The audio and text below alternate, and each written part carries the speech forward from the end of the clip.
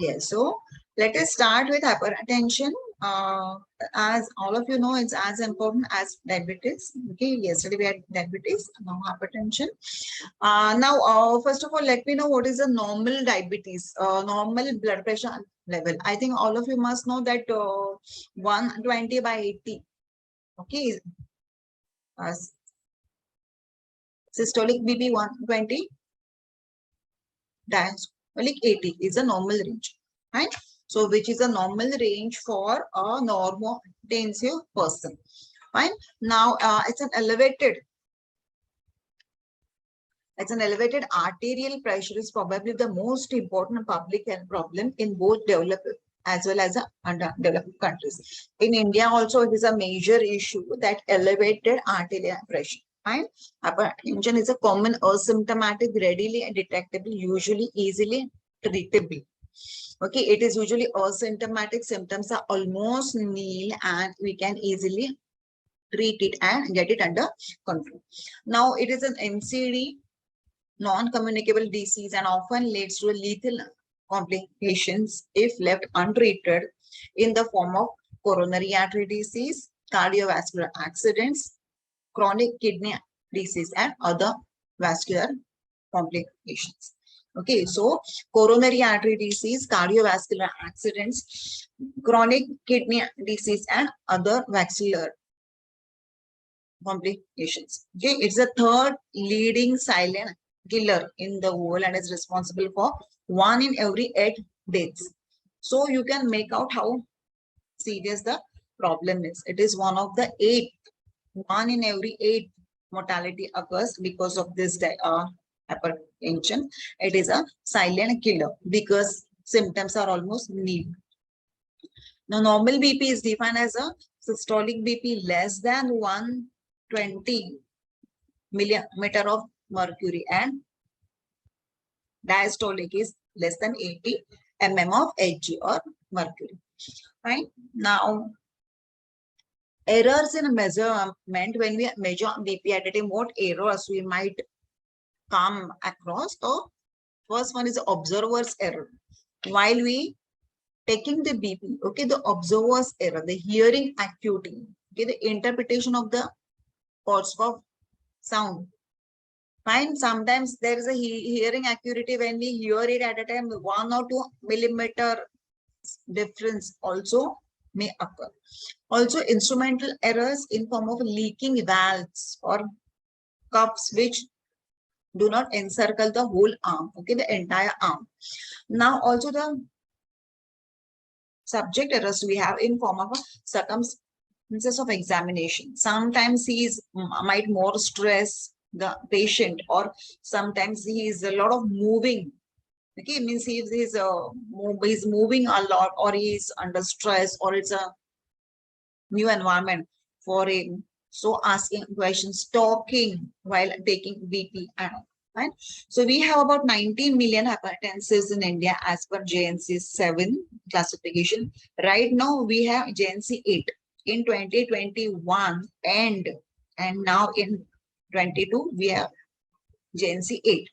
But according to JNC 8 data in India is yet to occur. Okay, the compilation of data is not occurred till now.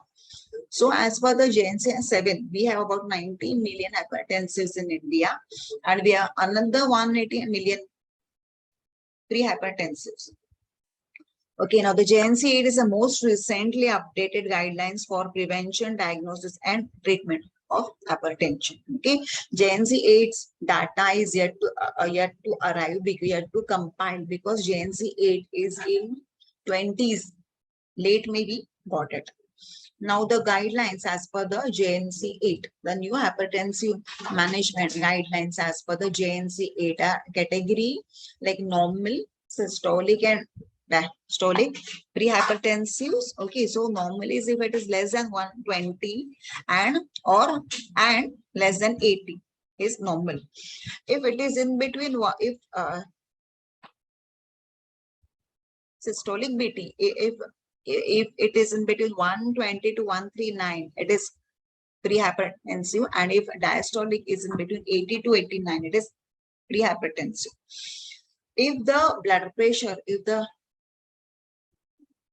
systolic BP is in between 140 to 159, it is stage 1 hypertension. And if it is more than or equal to 160, it is a stage 2 hypertension. If the diastolic blood pressure we consider at that time, if at all it is in between 90 to 99, it is stage 1. And if it is more than or equal to 100 mm of Hg, it is a stage 2 hypertension. Okay, so these criteria is a recent one. Accordingly, what is normotensive, what is pre-hypertensive, and what is stage 1 and stage 2, we should know it correctly. That is important. Now, what are the effects occur because of the high BP? Okay, when the blood pressure is high, what are the effects occur in different organs, from brain to kidney to heart? So these are the 3 major organs which gets affected because of the high blood pressure. Okay, so it's a normal anatomy of brain, renal, kidney, and heart. So in patients with hypertension, if you can see, it becomes more congested. Okay, so brain swells and has multiple areas of hemorrhage. So congestion and hemorrhage we can see. Same with renal, the vascular structure, the contraction of the renal. Okay, so the dramatically change the GRF, glomerular filtration rate. Same happens with heart. Heart gets enlarged. Okay, because of the high BP, resulting into cardiac failure. So these are the organ damage occurs because of high blood pressure if not treated in time. Now the magnitude of the problem is India's population is estimated to be 1060 million with approximately 60% adults above 18 years of age. 60% of total adult population are rural inhabitants at a very conservative estimate of hypertension prevalence at 20% in urban and 10% in the rural areas. Now, the magnitude of the problem is we have about 90 million hypertensives in India and we have another 180 million pre-hypertensives. This data is as per the previous classification. Classification 8, JNC 8 we got recently. So, data is yet to compile. Right? We don't have the data readily available. Now the rule of halves, yes, the rule of halves is usually for the all NCDs, all the non-communicable diseases, which is also applicable to hypertension. Fine. What is this rule of halves? Approximately half of the most common chronic disorders are undetected because they are by and large symptom-free or symptomatic. Okay, and that half of those detected are just a minute. Half of those detected are not treated, and that half those treated are not controlled. So, what all hypertensive patients we have, out of them, what are controlled are very less. Okay, and same rule is applicable to all NCDs or non-communicable diseases. Now, this is a beautiful diagram of this rule of halves. In this diagram, you can see this is the total population is 1, whole community. Okay, out of this orange portion is normotensive subjects, means normal BP persons. Out of that, 3 stands for the hypertensive subjects. Means out of total population, 3 is actual, means whole from here to here, all here, whole circle. 3 is hypertensive. Out of that, 4 is undiagnosed. Only blue portion is undiagnosed. Fine. And 5th means this whole green is diagnosed. Fine. Out of these diagnosed, see, mind you, whole blue is hypertensive. Out of that, whole green is diagnosed patients. Fine. Out of that, only the green portion which you can see is a diagnosed but untreated. Okay, out of it, this purple is diagnosed and treated. Fine, and diagnosed treated whole purple. Fine. यहाँ से लेके everything whole circle is diagnosed and treated, right? But actual purple is inadequately treated, and actual blue, the ninth, is adequately treated hypertensive. So from this, what you can see that total hypertensive subjects and total adequately treated hypertensive subjects, they are so less than the total hypertensive subjects. So where we stand, okay, and it is applicable to almost all NCVs.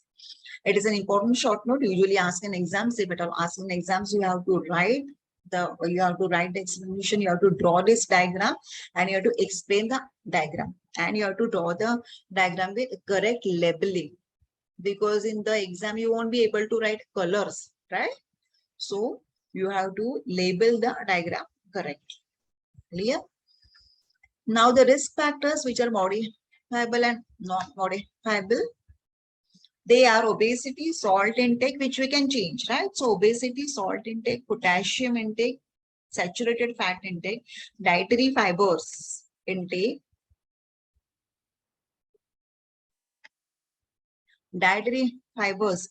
then syndrome X, alcohol intake, or the metabolic syndrome. Okay, may hyperlipidemia, hyperinsulinemia, okay, hypertension and all.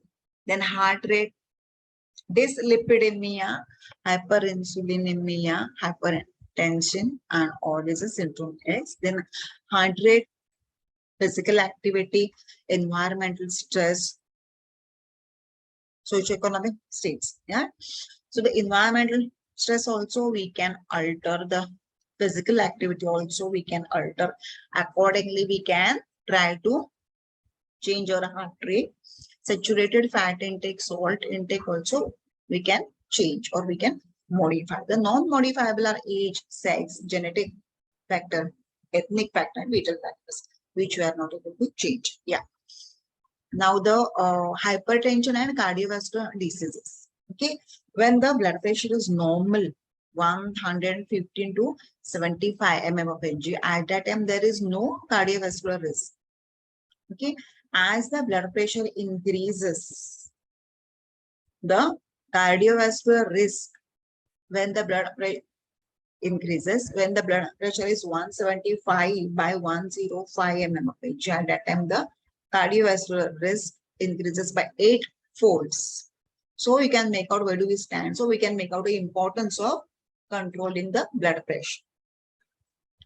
Now this, you can see hypertension. So no smoking, then green veggies or different vegetables, color fruits and color vegetables, drink safe, means no alcohol and physical activity. These are the 4 pillars to control the hypertension. Now, components of cardiovascular risk factors in patient with hypertension are the major risk factor and the target organ damage. Okay, so hypertension, cigarette smoking, obesity, physical inactivity, dyslipidemia, diabetes, microalbuminuria, or estimated glomerular filtration rate less than 60. I mean more than 60, less than 60 ml per minute, age more than 55 for men and more than 65 for women.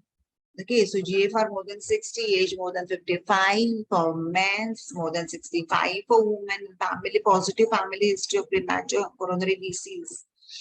Then these, when it is there at that time, it is less than 55 for men and less than 65 for women is a major risk factor. Fine.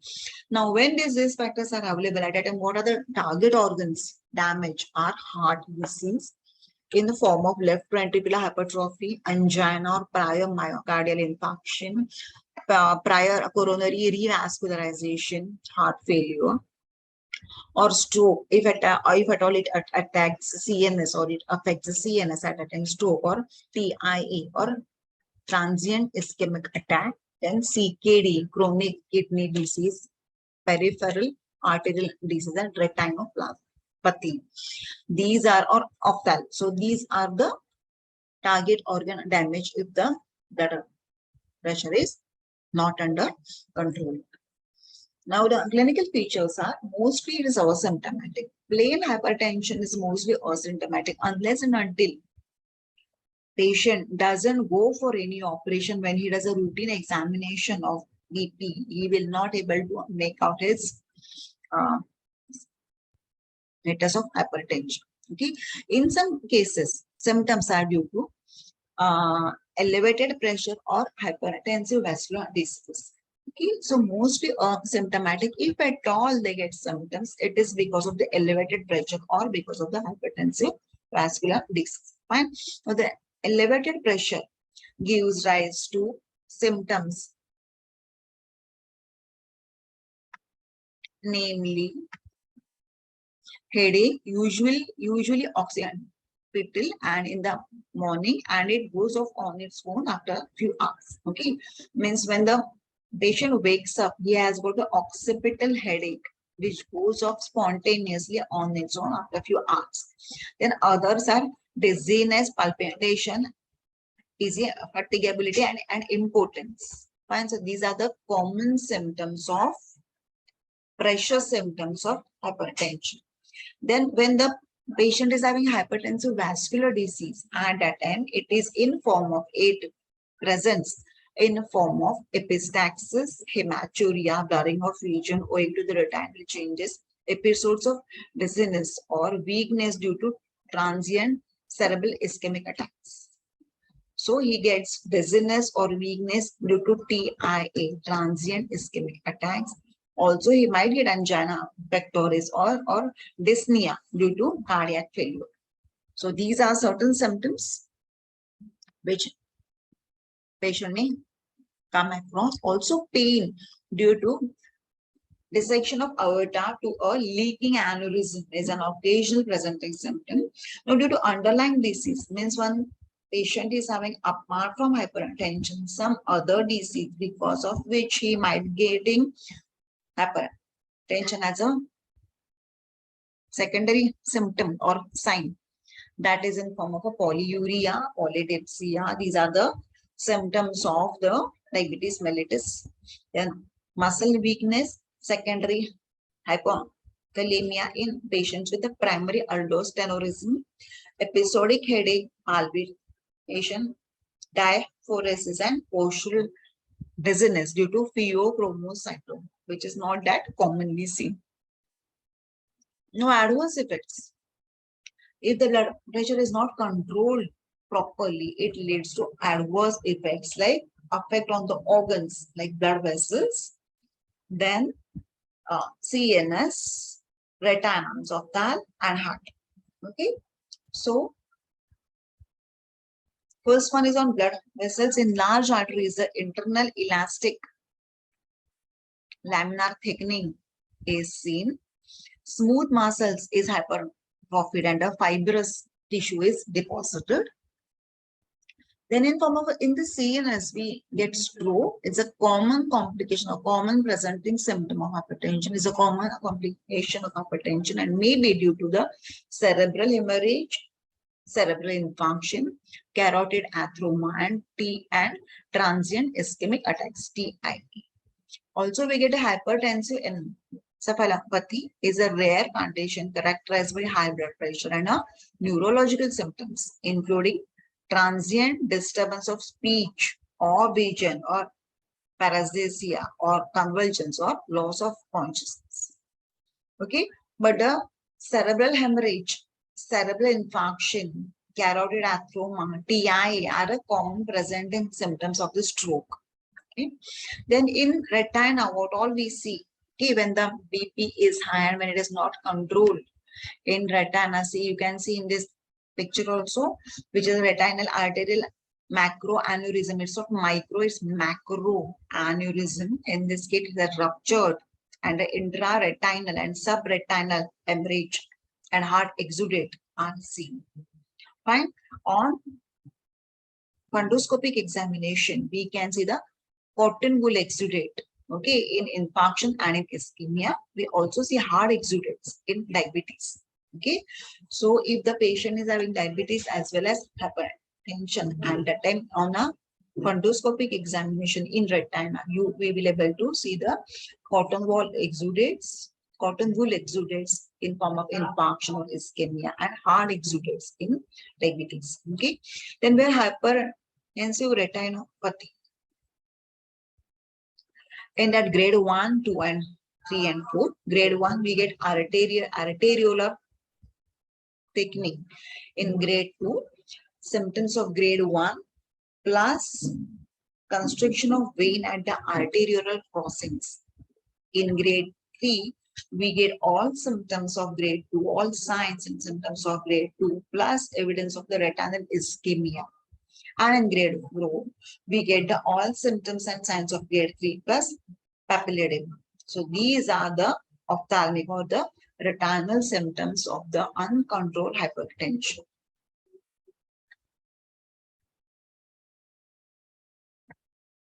Then heart increase in BP causes pressure load on heart and may lead to the left ventricular hypertrophy with a forceful apex beat and fourth heart sound. Very commonly seen. These signs are very commonly observed on X-ray. So arterial fibrillation is common and may be due to diastolic dysfunction caused by left ventricular hypertrophy.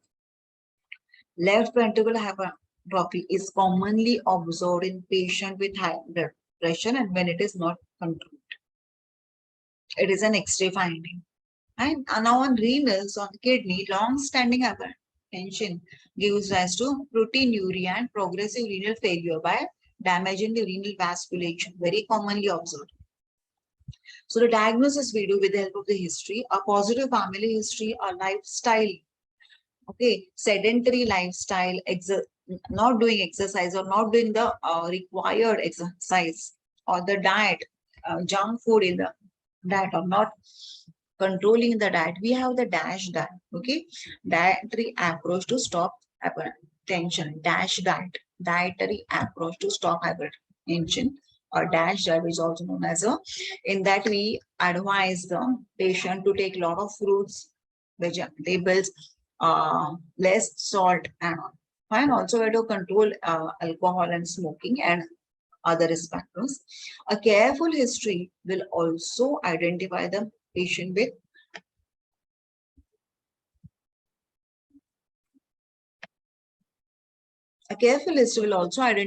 patients with drugs like alcohol-induced hypertension and may elicit the symptoms of the causes of the secondary hypertension, right? Such as pheocytopenia and coronary artery disease.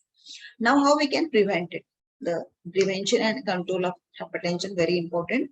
It is in form of a primary level of prevention and a secondary level prevention. In primary, we have the population strategy and high risk strategy. In the population strategy and in high risk, what all we do, I will let you know in my next slides. Then coming to the secondary level prevention, which is in form of early detection, early case detection, treatment, and patient compliance. So it's a preventable non-communicable disease defined as all measures to reduce the incidence of hypertension in population by reducing the risk of onset. Population strategy and high risk strategy both are complementary to one another. Okay, so both should be complementary to one another. In the population strategy, what all we do is a population-based or a population approach is directed at the whole population irrespective of the individual at risk. And concept is, if there is a small reduction in the average blood pressure of population, there is a greater reduction in incidence of cardiovascular complication and stroke and coronary heart disease. So population strategy is a multifactorial approach and non-pharmacological interaction or intervention, right? Now, how do we do it? And that if we have to do the population or the community screening for blood pressure, community may be supposed to go with the BP instrument with the sphygmomanometer, and then we have to examine the BP of the people, say more than 35 years of age, all population, okay, all gender, men and women, right? And then if we able to make out and if we reduce them, if we give the medicines to reduce BP, okay, so a small reduction in blood pressure at population level gives rise to a dramatically decrease cardiovascular and uh, complications. Also the stroke will be very less at that time, right? Then control of hypertension through food habits, very important. It is also known as a DASH diet, dietary approach to stop hypertension. It says that reduce the salt intake at an average of less than or equal to 6 grams per day. Moderate fat intake, avoid high alcohol intake, restriction of energy intake appropriate to body. As per the body's weight, as per the work we do, okay, whether it is a laborer's work, it's a moderate work or sedentary work, according to how much is required. RDA recommended daily allowance for that work and for that gender. Accordingly, we should have the food. Then also weight reduction, BMI should be less than 25. It's a prudent way of reducing the risk of hypertension, indirectly the coronary heart disease. Also the exercise promotion, regular physical activity leads to fall in body weight, blood lipids and BP. Okay, so we have to inculcate a right diet and exercise habits in a younger age group, in school going children, which will be in form of a primordial prevention where the risk is yet to appear. Okay, so in that age group, in school going children, we should inculcate habit of eating right food, no junk food, and doing a regular exercise, also yoga and meditation. In some schools, I know that they yoga is one of the lectures is yoga. So it's really a very good habit.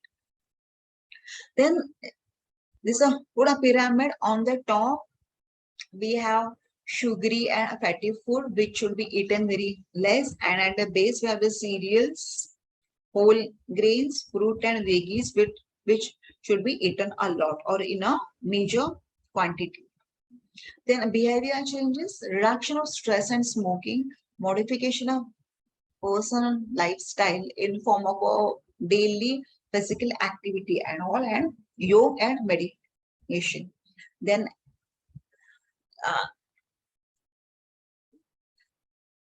health education gives a preventive advice to a public on all risk factors and related health behavior.